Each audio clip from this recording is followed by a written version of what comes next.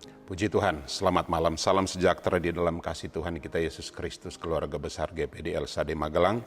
Sebelum kita mengakhiri semua aktivitas di hari ini dan kita akan masuk dalam istirahat kita akan mendengarkan dan belajar kebenaran firman Tuhan. Saya mengajak kita membuka satu bagian di dalam firman Tuhan yang terdapat di dalam kitab Mazmur pasal 15. Karena hanya 5 ayat saya akan baca semua ayat-ayat dalam Mazmur 15 ini. Berkata begini, judul perikopnya, siapa yang boleh datang kepada Tuhan? Mazmur Daud. Tuhan, siapa yang boleh menumpang dalam kemahmu? Siapa yang boleh diam di dalam gunungmu yang kudus? Yaitu dia yang berlaku tidak bercelah, yang melakukan apa yang adil, yang mengatakan kebenaran dengan segenap hati, yang tidak menyebarkan fitnah dengan lidahnya, yang tidak berbuat jahat terhadap sesamanya, dan yang tidak menimpakan celah kepada tetangganya, yang memandang hina orang yang tersingkir, tetapi memuliakan orang yang takut akan Tuhan, yang berpegang pada sumpah walaupun rugi. Ayat kelima, yang tidak meminjamkan uangnya dengan makan riba, dan tidak menerima suap melawan orang yang tak bersalah. Siapa yang berlaku demikian tidak akan goyah selama-lamanya. Puji Tuhan. Malam hari ini saya beri judul renungan singkat dengan judul singkat Hati yang Menyembah. Jadi hati yang menyembah. Sesuai dengan judul perikop dalam Mazmur 15 ini, siapa yang boleh datang kepada Tuhan? Nah, untuk apa kita datang kepada Tuhan? Jelas ada banyak maksud. Tetapi di balik semua daftar maksud dan kerinduan kita datang kepada Tuhan, kita mau menyembah Tuhan. Nah, latar belakang dari Mazmur 15 ini di sana menceritakan tentang sebenarnya bahwa Allah itu sudah menciptakan manusia dengan satu tujuan. Untuk menyembah ini adalah satu keunikan ciptaan Allah bagi manusia. Beda dengan ciptaan yang lain. Ciptaan yang lain ya tidak punya tujuan demikian. Dan Allah menciptakan manusia supaya manusia itu bisa menyembah Tuhan. Dan sebagai objek penyembahan atau pusat penyembahan kita manusia tentu Tuhan. Nah, arti penyembahan adalah ada 2 arti yang saya catat dan saya ingin bagikan untuk kita semua malam hari ini. Penyembahan adalah suatu ekspresi hati yang diarahkan kepada Tuhan sebagai pusat penyembahan. Jadi ekspresi yang keluar dari hati, bukan hanya sekedar dari mulut tetapi dari hati, yang kita tujukan kepada Tuhan sebagai pusat penyembahan kita. Yang kedua, penyembahan adalah pemujaan yang kita lakukan sebagai wujud kasih kita kepada Tuhan. Jadi bentuk kita memuja Tuhan, menyembah Tuhan sebagai wujud kasih kita kepada Tuhan. Malam hari ini saya akan menyampaikan kepada kita 3 aspek dalam penyembahan kita. Aspek yang harus kita miliki dari pribadi seorang yang memiliki hati untuk menyembah. Apa saja itu? Sesuai dengan Mazmur pasal yang ke-15 ini saya melihat ada 3 bagian di sana. Yang pertama, ayat yang pertama dan kedua berkata begini, Tuhan, siapa yang boleh menumpang dalam kemahmu? Siapa yang boleh diam dalam gunungmu yang kudus?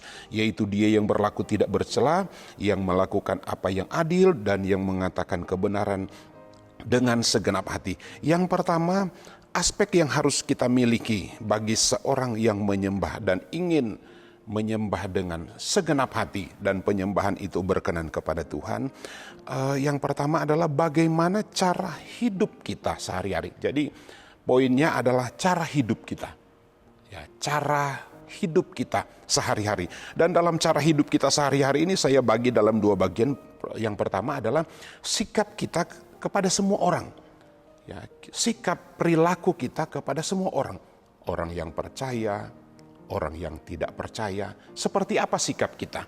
Seperti apa perilaku kita?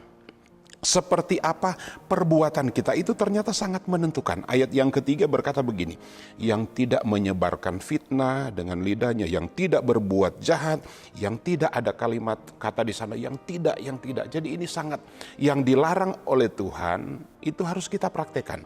Kita tidak akan menjadi seorang yang menyembah dengan hati kalau sikap kita sehari-hari itu tidak sesuai dengan firman Tuhan, itu sebabnya dalam ayat-ayat ini dikatakan yang tidak berbuat jahat artinya selalu berbuat kebenaran, yang tidak menimpakan cela, yang tidak menjelek-jelekan orang lain. Jadi sikap kita kepada siapa saja, baik kepada sesama kita orang percaya, juga kepada mereka yang tidak percaya, ini sangat menentukan.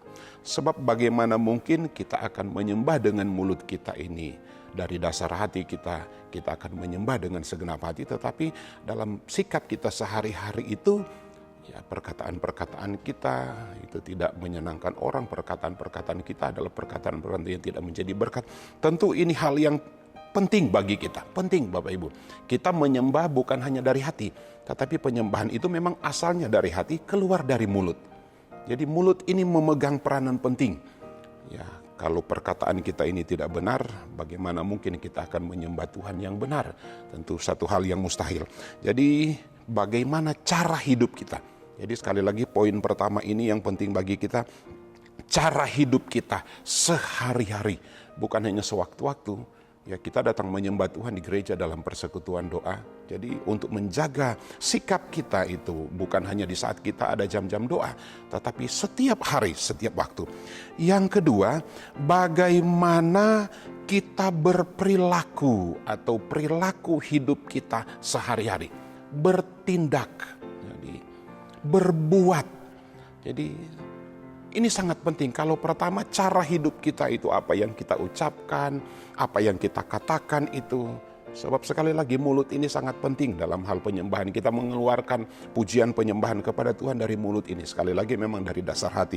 Yang kedua ini bagaimana kita berperilaku. Ya, poin pentingnya dalam bagian yang kedua ini perilaku hidup kita. Perbuatan kita sehari-hari. Apa yang kita kerjakan dan lakukan dalam hidup kita ini. Dan sekali lagi perilaku kita sehari-hari. Artinya begini, kita tidak hanya dituntut berperilaku baik, bagus, enak dilihat, ya menjadi berkat ketika kita ada dalam persekutuan doa, ketika kita ada dalam ibadah kita. Tetapi sekali lagi sehari-hari. Kalau pertama tadi cara hidup kita sehari-hari. Yang kedua ini adalah perilaku kita.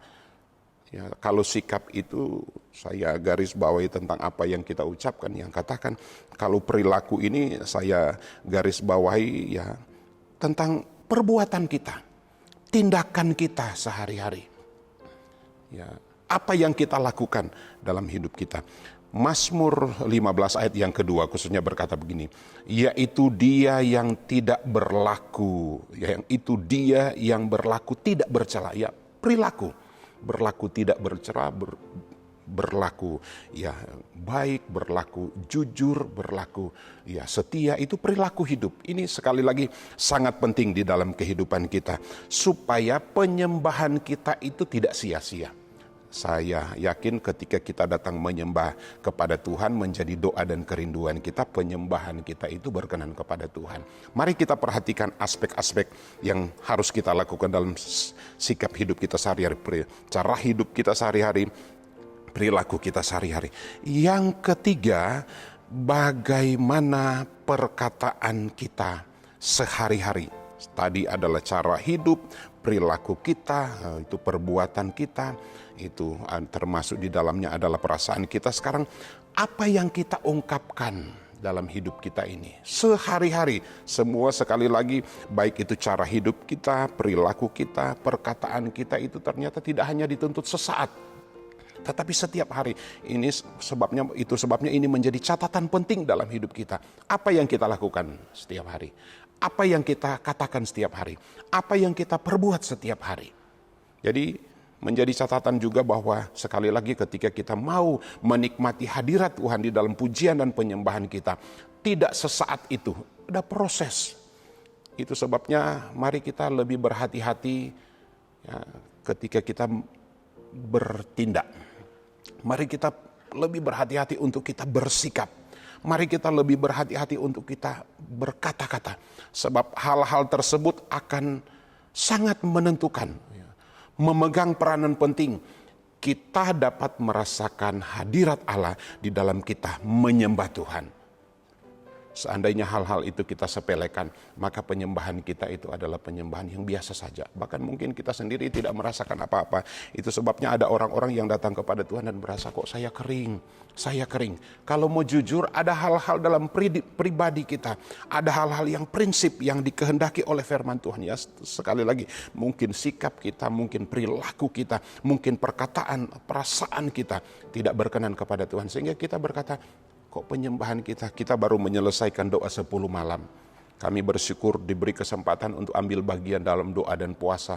Kami bisa merasakan hadirat Tuhan. Dan saya pun sebagai manusia menyadari ketika ada perilaku, ada perkataan, ada sikap yang tidak berkenan kepada Tuhan. Dan ketika kami datang duduk menyembah Tuhan, seakan-akan kering. Tidak merasakan hadirat Allah. Tetapi sebaliknya ketika saya mempersiapkan benar-benar sikap, perkataan, perbuatan saya, cara hidup saya, perilaku saya sehari-hari, dan kemudian saya datang duduk di hadirat Tuhan, menyembah Tuhan, di sana saya dapat merasakan hadirat Tuhan. Kesimpulannya, bahwa lakukanlah semua aktivitas kita untuk mempermuliakan nama Tuhan. Sekali lagi, bukan hanya ketika kita datang beribadah kepada Tuhan, tetapi semua aktivitas kita lakukan itu untuk mempermuliakan nama Tuhan. Supaya ketika kita datang menyembah Tuhan, maka kita dapat merasakan hadirat Tuhan. Karena kita datang dengan segenap hati. Tidak sia-sia kita bersekutu dengan Tuhan. Apa yang kita rindukan ketika kita menyembah Tuhan, bertemu dengan hadirat Tuhan, itu cukup bagi kita. Itu sudah jawaban dari semua dan segala doa-doa kita. Oleh sebab itu, malam hari ini biar renungan yang singkat ini menjadi pembelajaran bagi kita. Ketika kita mau merasakan hadirat Tuhan, mari kita perhatikan cara hidup kita sehari-hari. Kedua, berperilaku hidup kita sehari-hari. Dan ketiga, perkataan kita sehari-hari. Puji Tuhan, Tuhan memberkati kita semua. Kita akan berdoa mengakhiri renungan malam hari ini dan kita akan masuk dalam istirahat kita. Saya akan mengantar kita dalam doa. Terima kasih Bapa di dalam sorga, di dalam nama Tuhan Yesus Kristus. Malam hari ini kami bersyukur karena Engkau yang sudah memimpin kami. Aktivitas kami di sepanjang hari ini. Biar itu akan mempermuliakan nama Tuhan. Kalau sekiranya ada hal-hal yang tidak berkenan kepada Tuhan, kami mohon ampun. Kesalahan kami, supaya kami selalu berkenan kepada Tuhan. Teristimewa kami terus dapat merasakan hadirat Tuhan di saat kami menyembah Tuhan. Menyerahkan sepanjang malam ini, Tuhan juga ada bersama-sama dengan kami. Keluarga, rumah tangga kami, usaha dan pekerjaan kami ada di dalam kasih karunia Tuhan. Kami mengucap syukur, mengakhiri aktivitas sepanjang hari ini, masuk dalam malam yang gelap ini dalam istirahat. Dan kami akan menyelesaikan pemberitaan firman Tuhan ini dalam nama Tuhan Yesus Kristus. Haleluya, haleluya. Amin.